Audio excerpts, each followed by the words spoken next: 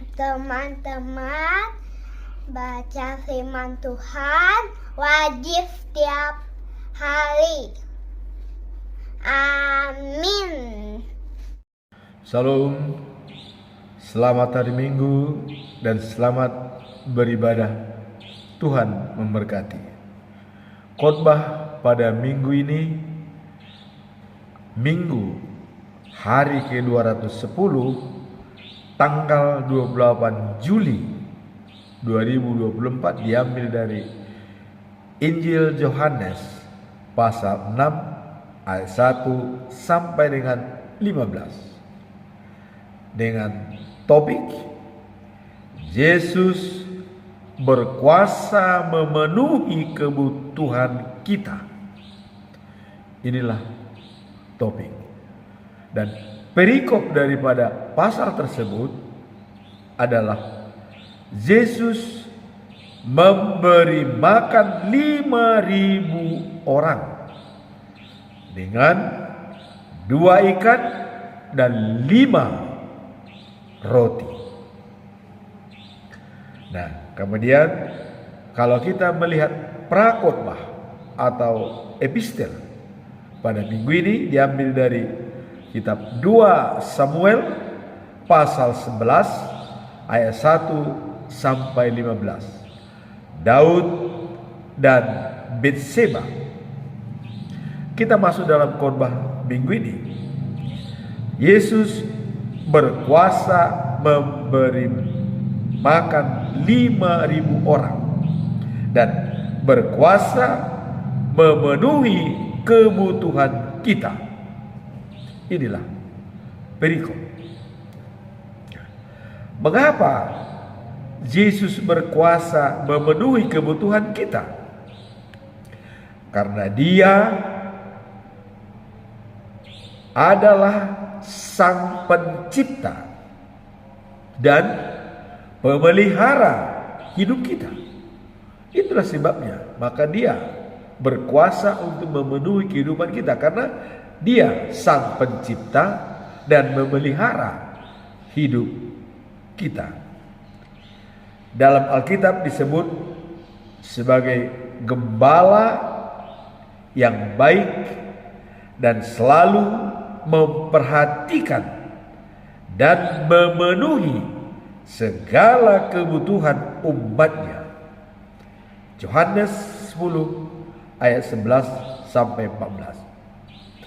Nah, kalau dalam bulan Juli kita lihat, selalu kita sampaikan dalam Filipi 4 ayat 14 ayat 19, dikatakan, Allahku akan memenuhi segala kebutuhan menurut keadaan dan kemuliaannya di dalam Yesus. Jadi Allah memenuhi segala kebutuhanmu, ya, dan kekayaannya menurut kekayaannya dan kemuliaannya di dalam Yesus. Jadi Allah memuliakan Yesus untuk mampu memenuhi segala kebutuhan kita. Nah, makanya di sini Yesus berkuasa memenuhi kebutuhan kita. Nah, sehingga jelas, dan Yesus bisa memberi makan 5.000 orang dengan 2 ikan dan 5 roti. Dalam perikop Yesus memberi makan 5.000 orang. Apa makna yang mendalam dalam konteks iman dan keajaiban Tuhan? Peristiwa ini menunjukkan kuasa dan kasih Yesus kepada banyak orang, serta kepeduliannya terhadap kebutuhan fisik mereka. Jadi dalam kebutuhan fisik selalu diperhatikan oleh Tuhan.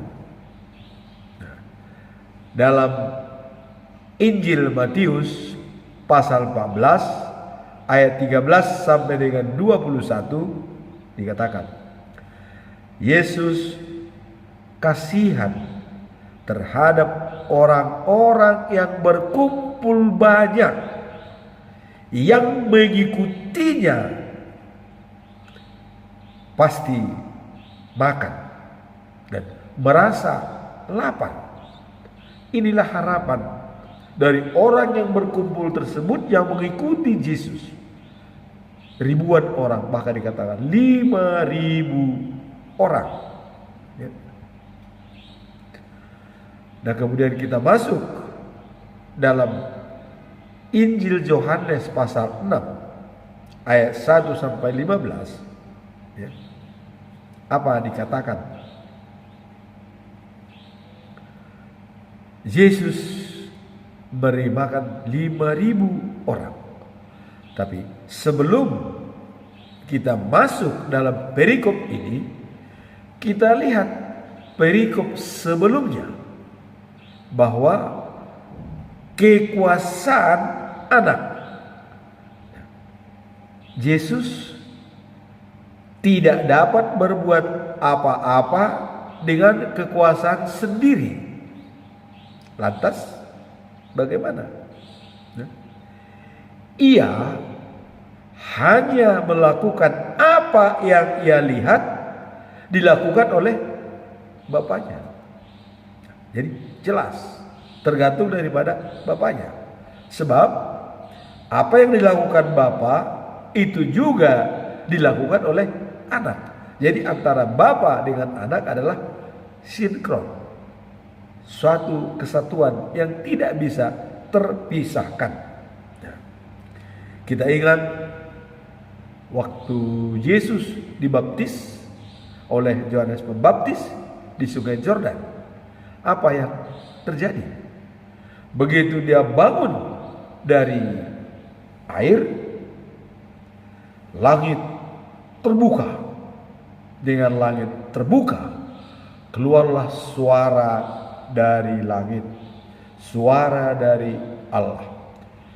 Inilah anak kesayanganku, kepadanya aku berkenan. Ya. Nah, kemudian dia menyenangkan hatiku. Jadi jelas antara Bapa dengan anak memang suatu kesatuan. Dan Allah sendiri mengatakan, inilah anak sayangku. Jadi Yesus tadi mengatakan dia tidak bisa berbuat apa-apa tanpa sepengetahuan daripada Allah. Sehingga apa yang dikerjakan Allah itu juga dikerjakan oleh Yesus. Nah, sebagai bukti-bukti tentang Yesus, ya, aku tak dapat berbuat apa-apa akan kemauan sendiri, ya. Aku hanya menghakimi sesuai dengan yang diperintah oleh Allah. Nah, kemudian dikatakan keputusanku adil sebab mengikuti kemauan Bapa. Jadi apa yang diputuskan oleh Yesus, ya, itu sudah merupakan keputusan daripada Bapa di surga. Dikatakan seandainya aku memberi kesaksian tentang diriku, kesaksian itu tak dapat dipercaya. Tetapi ada orang lain yang memberi kesaksian tentang aku. Dan aku tahu bahwa kesaksian itu benar. Jadi kesaksian mengenai Yesus, ya, kalau Yesus sendiri yang mengatakan, banyak orang tidak percaya. Tapi kalau ada orang lain yang menyampaikan kesaksian tentang Yesus, Yesus mengatakan itu benar. Nah, Yohanes Pembaptis telah memberikan kesaksian tentang aku, katanya, tentang Yesus. Apa? Ya. Yohanes seperti lampu yang menyala dan bercahaya. Untuk sementara ya, kalian senang, katanya, dengan cahaya itu. Tetapi kesaksianku lebih besar dari Yohanes. Apa yang sekarang kulakukan ini, yaitu pekerjaan yang ditugaskan oleh Bapa kepadaku. Ya. Alkitab memberikan kesaksian tentang aku. Kesaksian tentang Yesus. Itulah yang dikatakan bahwa Yesus memberi makan 5.000 orang. Inilah kesaksian tentang diri Yesus, ya. Orang lain yang akan menyatakan itu. Nah, pada waktu itu Yesus pergi ke Danau Galilea, disebut juga Danau Tiberias, ya. Jadi Danau Galilea itu juga disebut Danau Tiberias, ya. Dan di sana banyak sekali orang mengikutinya karena ya keajaiban yang dibuat Tuhan Yesus sudah banyak. Seperti apa? Menyembuhkan anak pegawai istana, ya.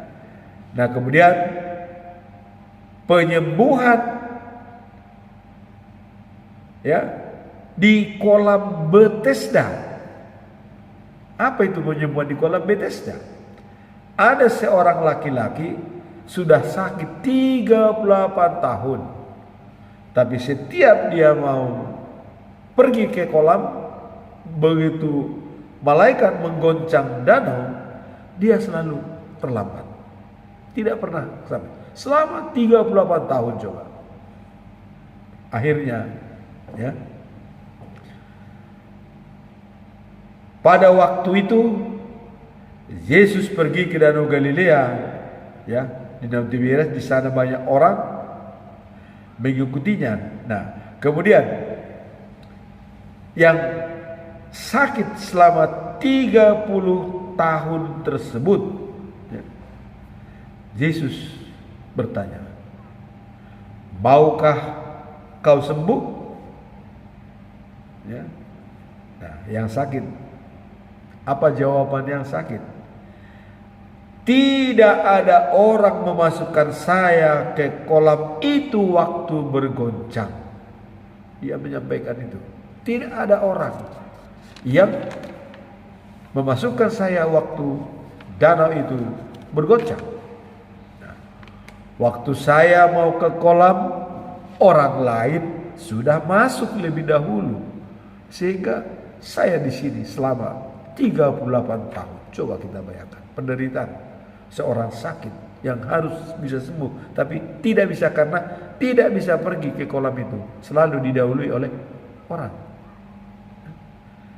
Yesus berkata, bangunlah, angkat tikarmu dan berjalan. Coba.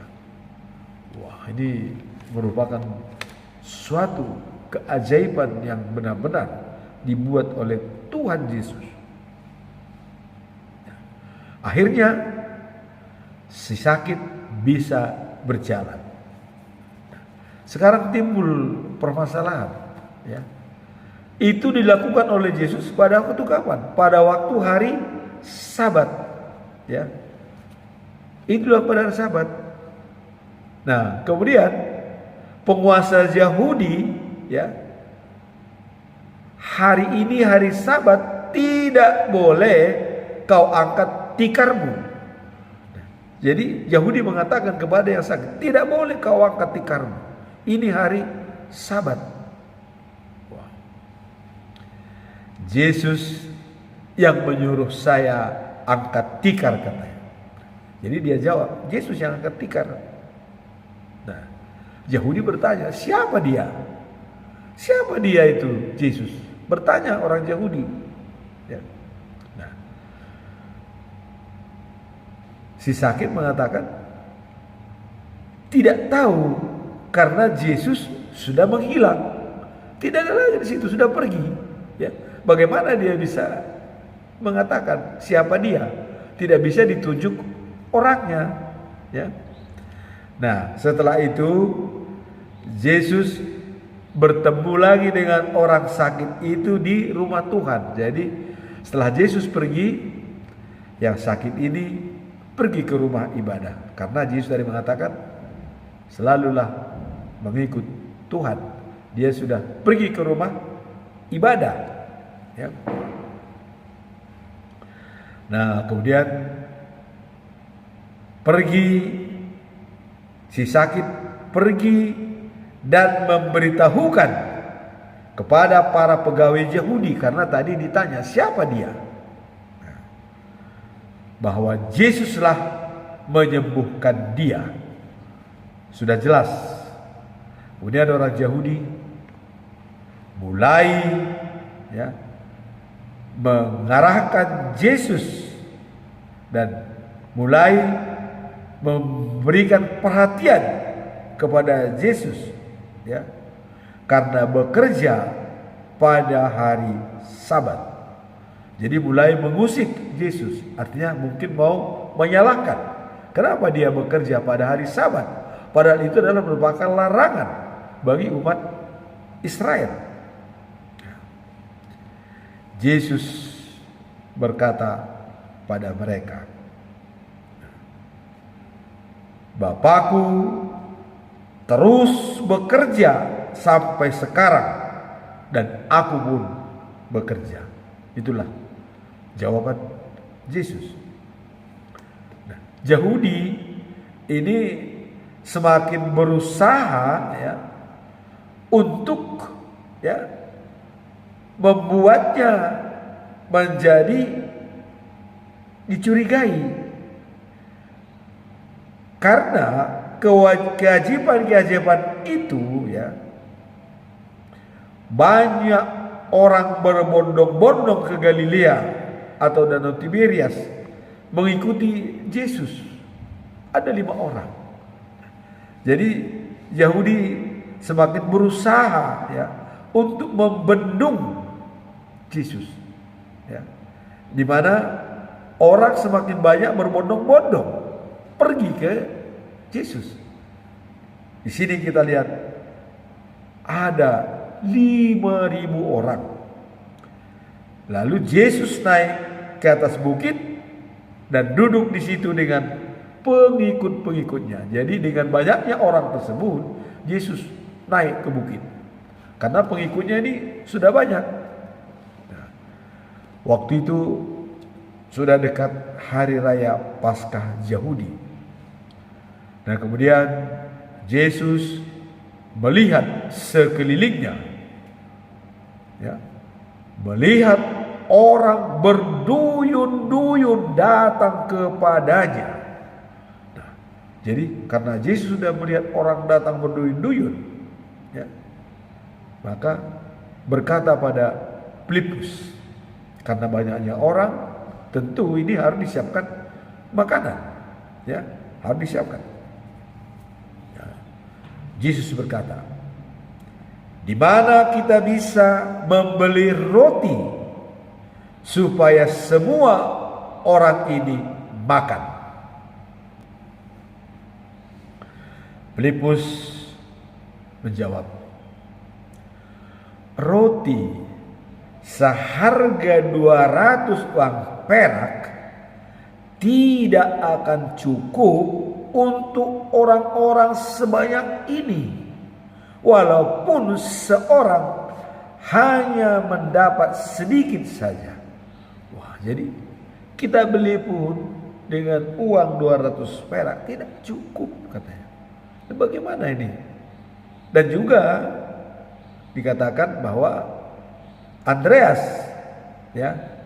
saudaranya Simon Petrus, berkata membantu apa yang disampaikan oleh Filipus. Nah, dia berkata, di sini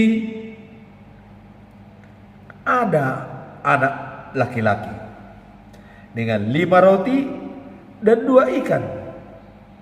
Tapi dikatakan oleh Andreas, apalah artinya ini untuk orang-orang sebanyak ini? Jadi semua sudah merasa tidak akan mampu. Dan orang-orang sudah datang berduyun-duyun, semakin banyak, karena semakin banyak keajaiban dibuat oleh Yesus, semakin banyak orang datang berbondong-bondong, sampai 5.000 orang. Nah kemudian Yesus bertindak. Nah, tadi kita katakan Yesus tidak bisa berbuat apa-apa tanpa ada kuasa dari Allah. Allah sudah mengatakan, inilah anak kesayanganku dan kepadanya aku berkenan. Maka Yesus mengatakan, suruhlah semua orang-orang itu duduk di tempat itu. Banyak rumput, ya.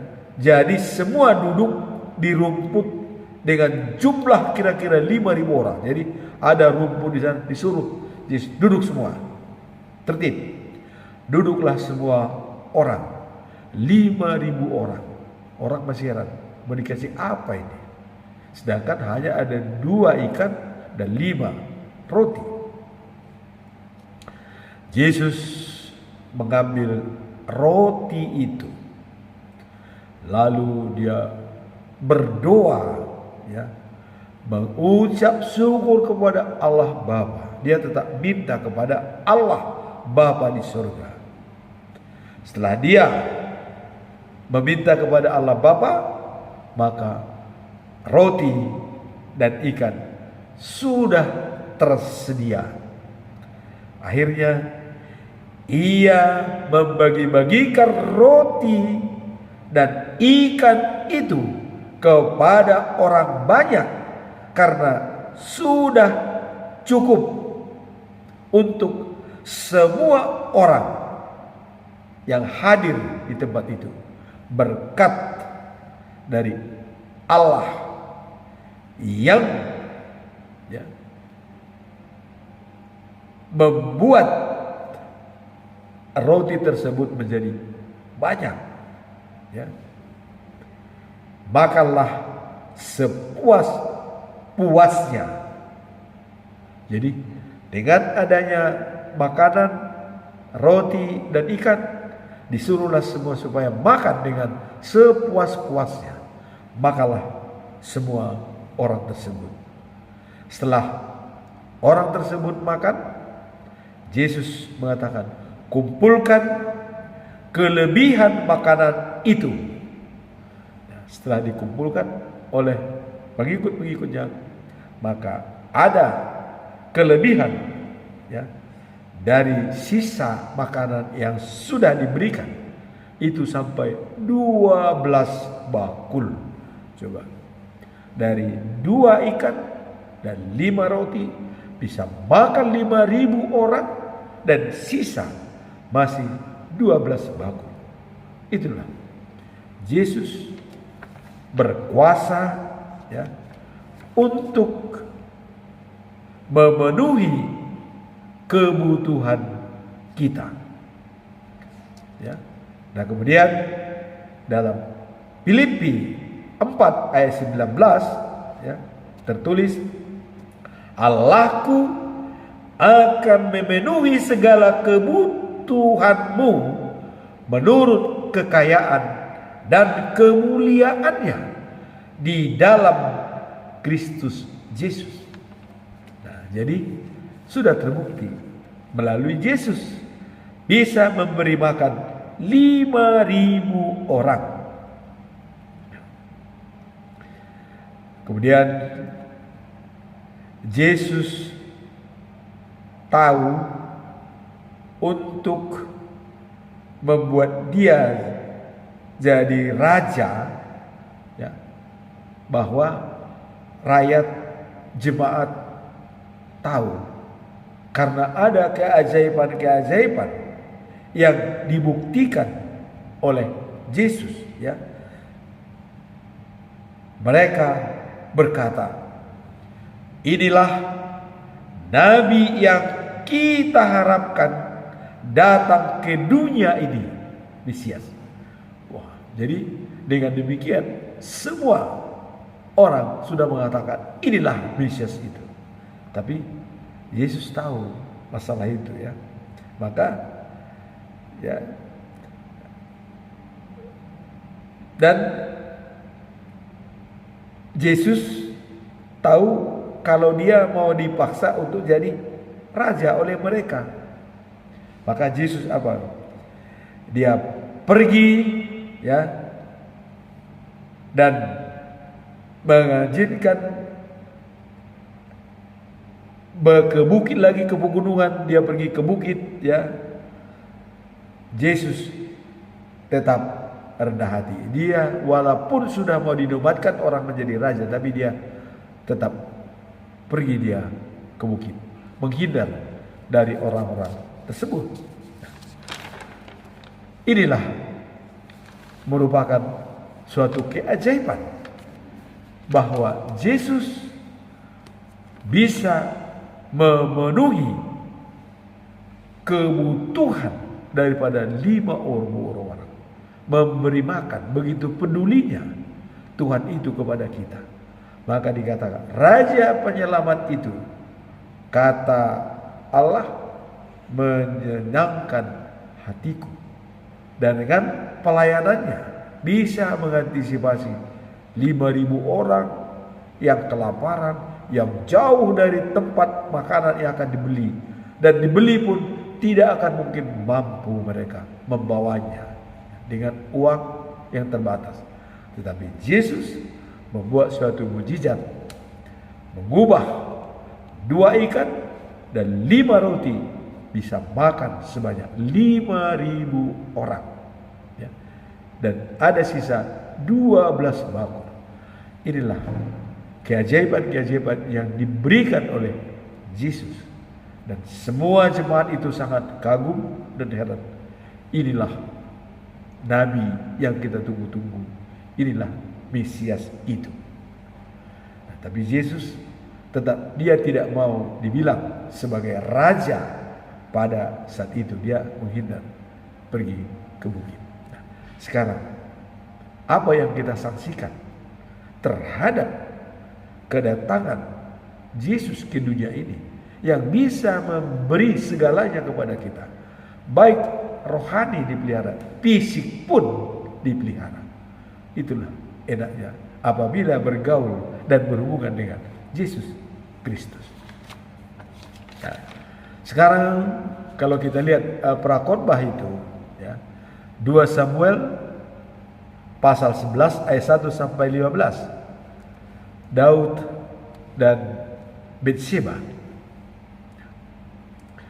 Daud adalah raja Israel ya, melekat ya baginya, dan dia adalah raja yang dihormati dan disegani. Kenapa? Karena dia selalu mengandalkan Tuhan.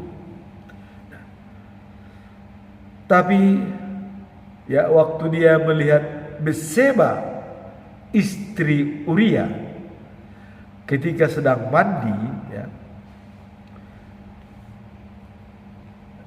dia mulai goyah pikirannya ya. Waktu dia berada di atas ya, rumahnya, atap rumah yang datar, dia melihat seorang yang mandi, wanita cantik. Nah, lantas dia disuruh pegawai menanyakan siapa wanita itu ya. Nah, dan orang lain mengatakan dia adalah Bathsheba, istri Uria. Datang Daud, wah, suruh dia kemari, katanya. Dalam 2 Samuel pasal 11 ini kita dapat membaca bagaimana Daud ya mengirimkan orang ya untuk membawa Batsheba. Kemudian apa yang terjadi? Setelah Daud bersama dengan Batsheba, ya, dia campur dengan istri orang. Inilah merupakan aib yang dipegang oleh Daud yang sangat-sangat dalam persoalan pribadi Daud. Ya. Dalam perikop ini sebenarnya dulunya kemenangan Daud dalam berperang karena dibantu oleh Allah. Ya. Dan dia bisa mengalahkan Edom, Amon, Filistin, Moab, dan Amalek.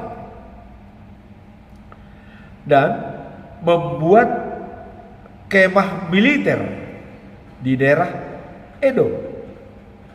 Dan mengangkat panglima Joab sebagai angkatan bersenjata. Nah kemudian Raja Israel biasanya pada musim seni dia tidak maju untuk berperang. Nah pada waktu musim semi umumnya maju untuk berperang. Tapi pada musim semi kali ini ya, Daud memerintahkan Joab panglimanya untuk maju dalam berperang. Nah, lalu mereka mengalahkan Amon dan mengepung kota Raba. Tapi Daud tinggal di Yerusalem. Nah, jadi inilah terjadi ya. Waktu sore hari Daud baru bangun tidur ya. Dan berjalan-jalan di atap istananya yang datar dan melihat seorang wanita cantik mandi. Apa yang terjadi? Daud menyuruh orang bertanya siapa wanita itu. Ya. Nah, disuruhlah pegawainya untuk melihat wanita itu. Kemudian setelah pegawainya itu mengatakan bahwa itu adalah Batsheba, ya, yang ayahnya Eliab dan suaminya Uria orang Het. Wah, menyuruh jemput wanita itu, bawa ke istana. Ya, seorang memang wanita, apalagi raja menyuruh ke istana, dia senang. Dia pergi ke istana. Akhirnya Daud tidur bersama Batsheba, ya. Tidur. Kemudian Batsheba pulang ke rumahnya. Dan beberapa kemudian dia hamil. Wah. Dan ya, Batsheba diberitahukan dia hamil kepada Daud. Wah. Jadi Daud ini mulai kusar sedikit, ya. Wah, bagaimana ini? Maka Daud perintah pada Joab panglimanya, yaitu berenya sendiri, ya. Dikatakan, suruh Uria orang Het itu datang kepadaku.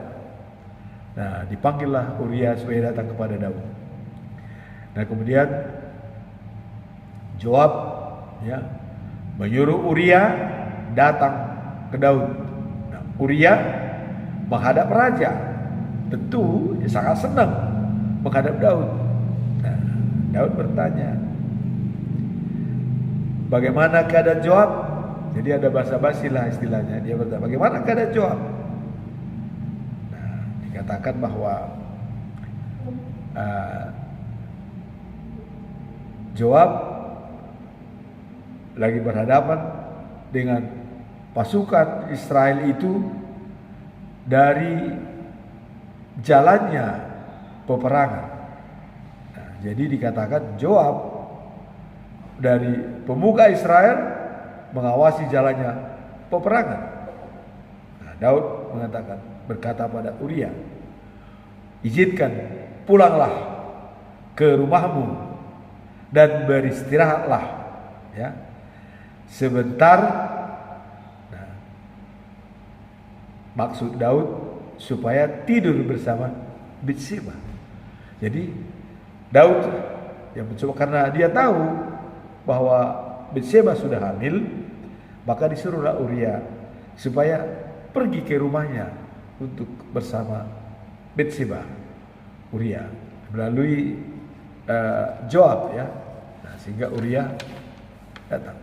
Tapi ya, Uria ya meninggalkan istana.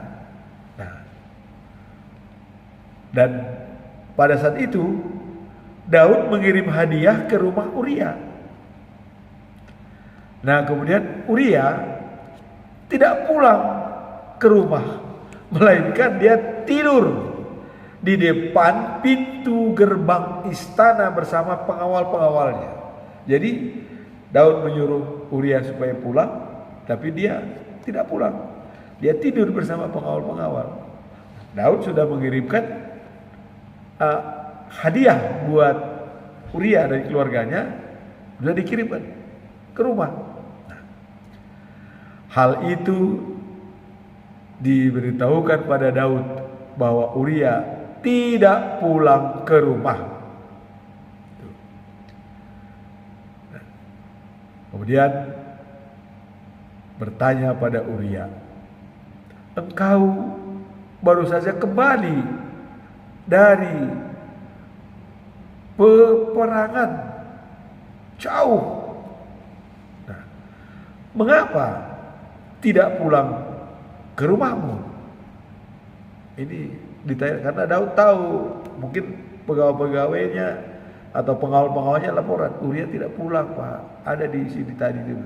Padahal Daud sudah mengatakan supaya pulang ke rumah, tidur bersama Batseba istrinya ya. Nah, kemudian Uria, tentara Israel itu dari Yehuda, sedang berjuang mati-matian, kata Uria. Nah, dan peti perjanjian Tuhan ya menjadi menemani mereka.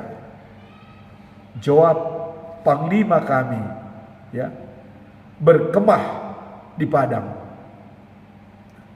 Masa saya pulang ke rumah, makan, minum, dan tidur sama istri hamba? Tuh.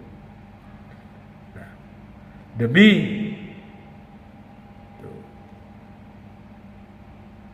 masa depan Baginda, dan hamba tidak akan melakukan itu.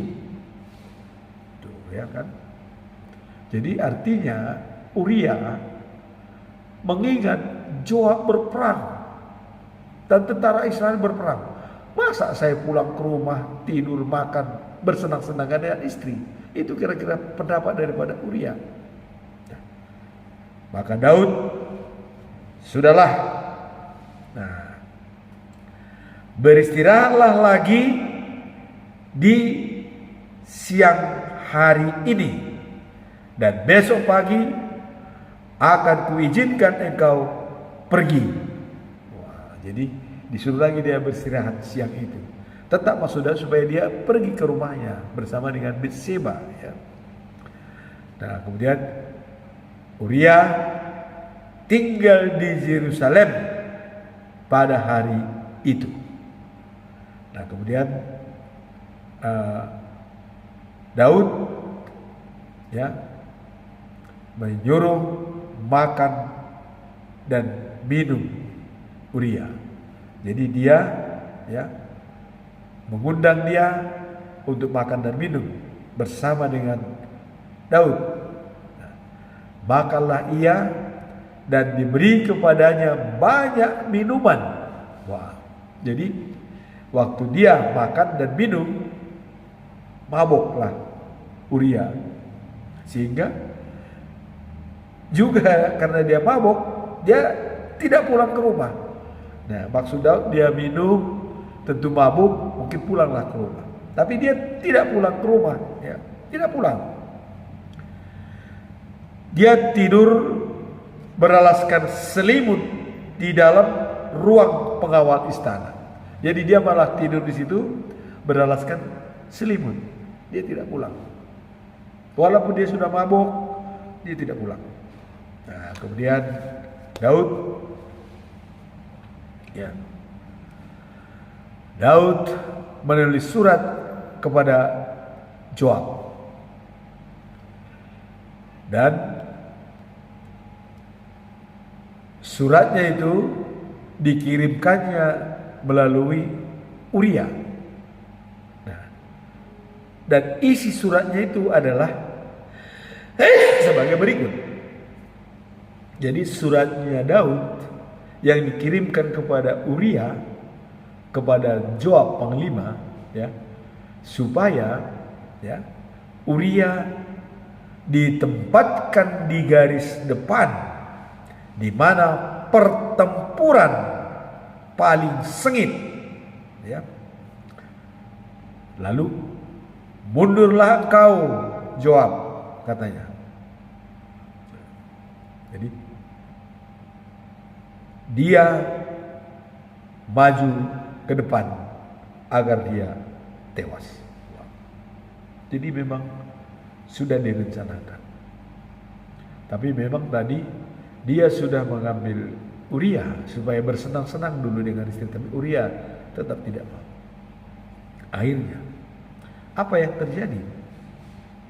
Maka tewaslah Uria, ya, bersama pasukan-pasukan lainnya.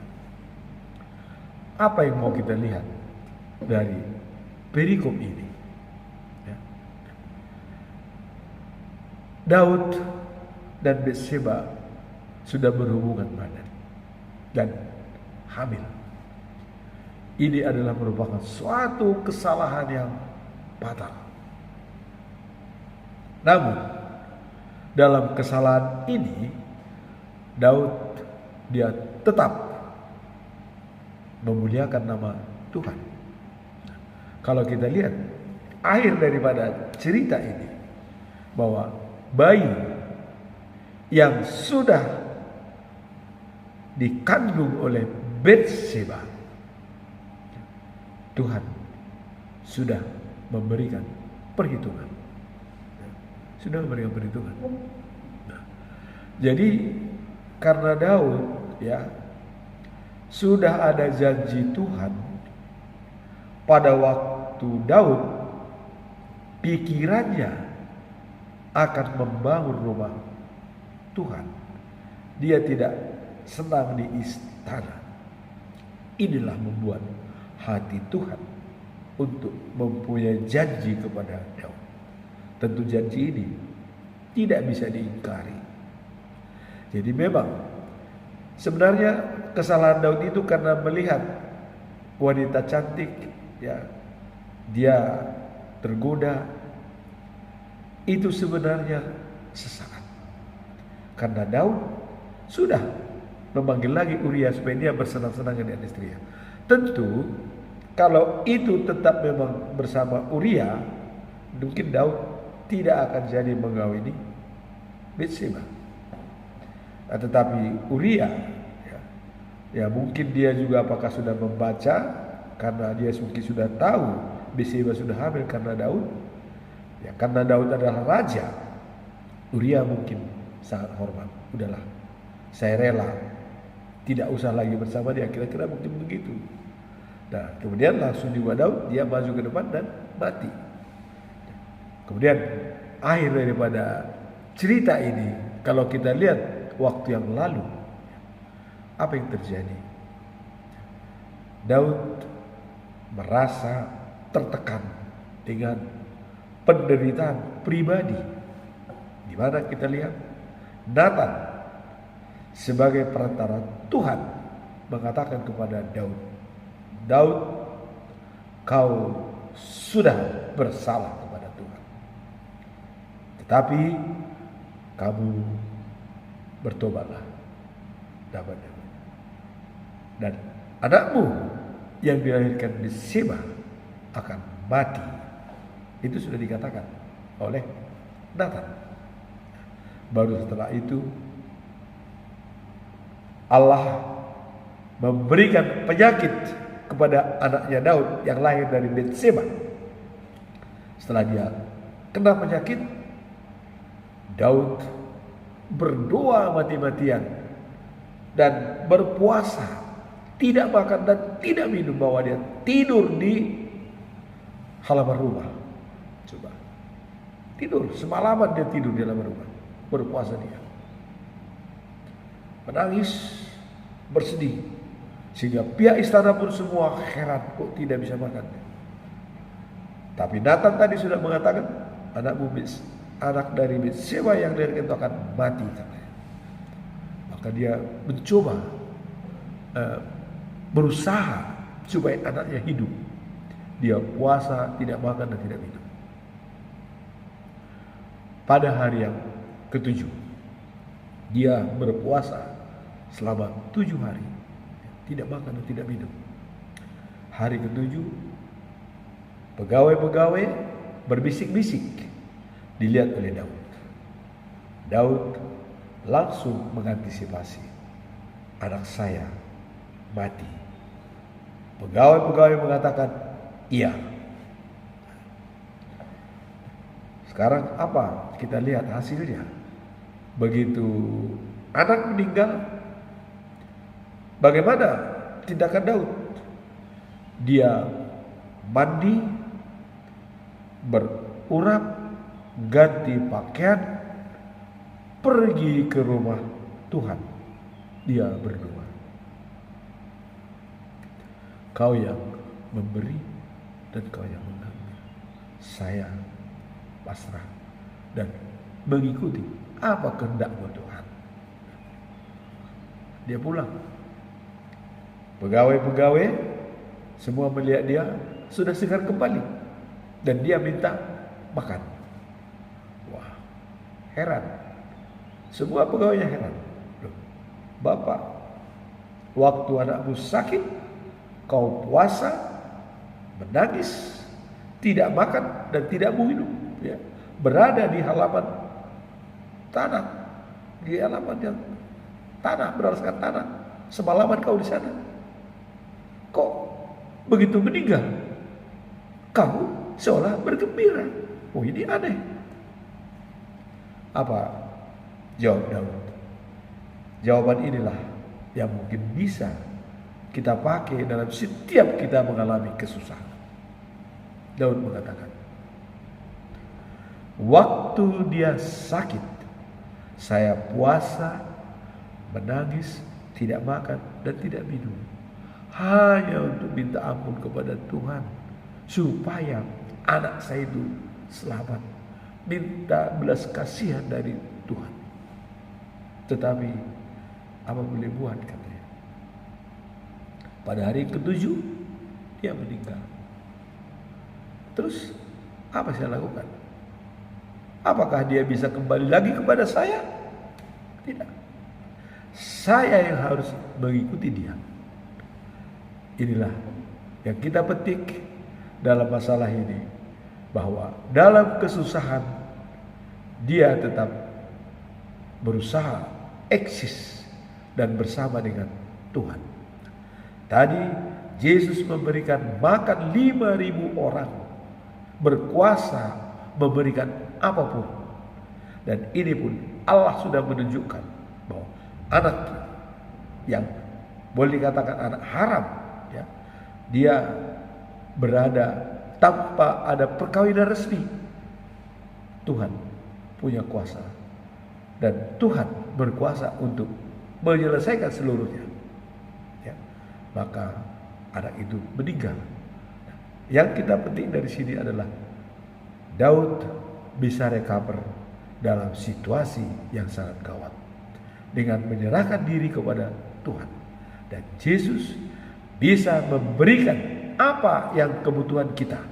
Dan dalam Filipi 4 ayat 19, Allahku memenuhi kebutuhanmu, ya, sesuai dengan atau menurut kekayaan dan kemuliaannya di dalam Yesus Kristus. Itulah khotbah minggu ini, bahwa Tuhan berkuasa untuk mengasihi kita dan memelihara hidup kita hari ini sampai selama-lamanya. Amin. Tuhan memberkati.